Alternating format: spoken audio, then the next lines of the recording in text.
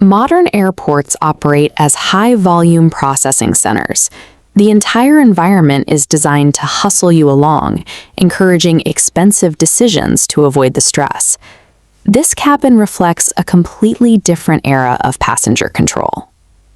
After 52 years of maintaining its famous open seating model, Southwest is ending the practice.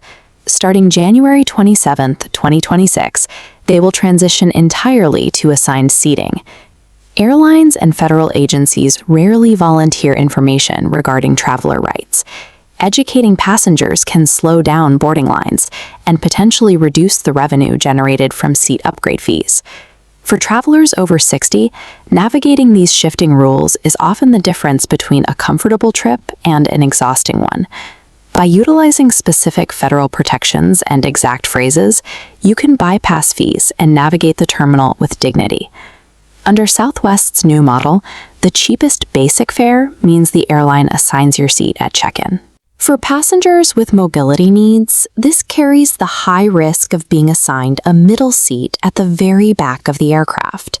This is where the Air Carrier Access Act applies. If you have a documented medical need, such as a hip replacement or a condition requiring proximity to a restroom, you are entitled to an appropriate seat at no extra charge. This is a mandatory medical accommodation. To secure this, call the airline's accessibility desk immediately after booking. Explain your appropriate seat for you without applying upgrade fees. Once you arrive at the airport, you can also request a gate pass. This allows a non-flying companion, such as a family member or caregiver, to accompany you through security and wait with you at the departure gate. Obtaining this pass requires specific logistics. You must call the airline in advance to request an assistance pass. On the day of travel, your companion needs a real ID-compliant license or passport at the check-in counter. Arriving early is essential, as the agent must verify the ID before printing the pass. Completing these steps during the booking phase ensures the airline provides the specific logistical support mandated by federal regulations. TSA checkpoints prioritize speed and volume. Officers often shout blanket commands, rarely stopping to evaluate the specific needs of individuals standing in front of them. However, federal protocol explicitly exempts travelers aged 75 and older from the requirement to remove their shoes or light jackets. To claim this exemption, make eye contact with the officer and state clearly, "I am over 75 and I am keeping my shoes on." You are simply identifying yourself as eligible for their own established protocol.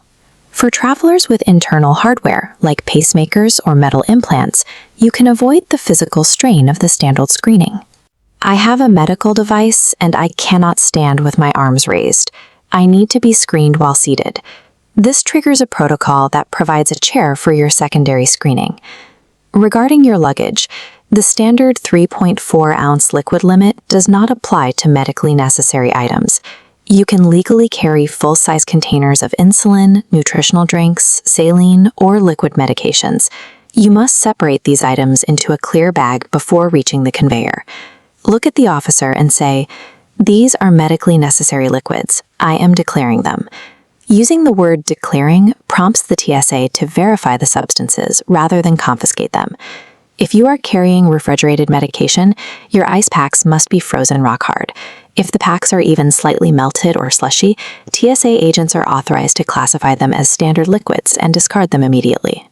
Using these specific scripts and packing methods removes the uncertainty of the security line and protects your investment in essential medical supplies. Returning from an international trip often ends with this: a 60 to 90-minute wait in a dense immigration line. For many travelers, this is the most physically demanding part of the journey. While global entry is a popular solution, it involves a $100 fee and a lengthy background check.